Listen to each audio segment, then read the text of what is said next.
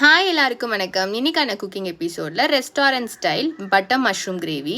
இது சாப்பிட்றதுக்கும் அந்த டெக்ஸ்சரும் நம்ம ரெஸ்டாரண்ட்டில் வாங்குற மாதிரியே இருக்கும். வாங்க இது எப்படி பண்ணணுன்னு பார்க்கலாம். அதுக்கு நான் மஷ்ரூமை நல்லா வாஷ் பண்ணிவிட்டு நீளமாக ஸ்லைஸ் பண்ணி வச்சுருக்கேன். அதில் உப்பு, மஞ்சத்தூள், 1 டேபிள் ஸ்பூன் தனி மிளகாத்தூள், 1 டேபிள் ஸ்பூன் சீரக பவுடர் இது எல்லாத்தையும் போட்டு நல்லா டாஸ் பண்ணிக்கோங்க. கையை விட்டு மிக்ஸ் பண்ணால் மஷ்ரூம்ஸ் உடஞ்சிரும்.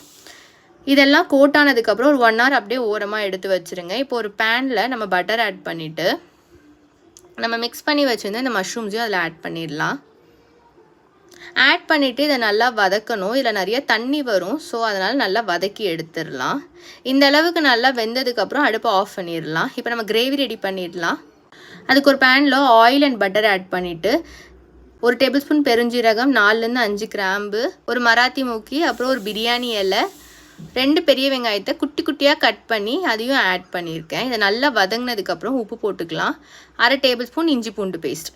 இஞ்சி பூண்டு பேஸ்ட் பச்சை வாசனை போகிற அளவுக்கு நல்லா வதக்கி எடுத்துக்கலாம். நம்ம அதுக்குள்ளே இதுக்கு அரைக்கிறத அரைச்சிடலாம். அதுக்கு முந்திரி நான் ஊற வச்சு எடுத்திருக்கேன், அதை ஆட் பண்ணிவிட்டு தக்காளி போட்டு அரைச்சிக்கலாம். இப்போ நம்ம வெங்காயம் வெந்ததுக்கப்புறம் அந்த கிரேவியையும் இதில் ஆட் பண்ணிடலாம். நம்ம அரைச்சி வச்சதை தேவையான அளவு தண்ணி ஊற்றிட்டு நல்லா மிக்ஸ் பண்ணிடுங்க. இப்போ இதுக்கு மசாலாஸ்லாம் ஆட் பண்ணிடலாம். மஞ்சத்தூள், 2 டேபிள் ஸ்பூன் தனி மிளகாத்தூள், 1 டேபிள் ஸ்பூன் மல்லி பவுடர் இதெல்லாம் போட்டு நல்லா மிக்ஸ் பண்ணிவிட்டு நான் கலருக்காக காஷ்மீரி மிளகாத்தூள் 1 டேபிள் ஸ்பூன் ஆட் பண்ணியிருக்கேன்.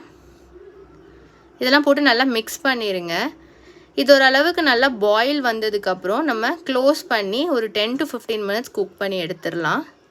அப்புறம் நம்ம இந்த மாதிரி வேக வச்சுருந்த மஷ்ரூமையும் நம்ம அதில் ஆட் பண்ணிவிட்டு நல்லா மிக்ஸ் பண்ணிடுங்க.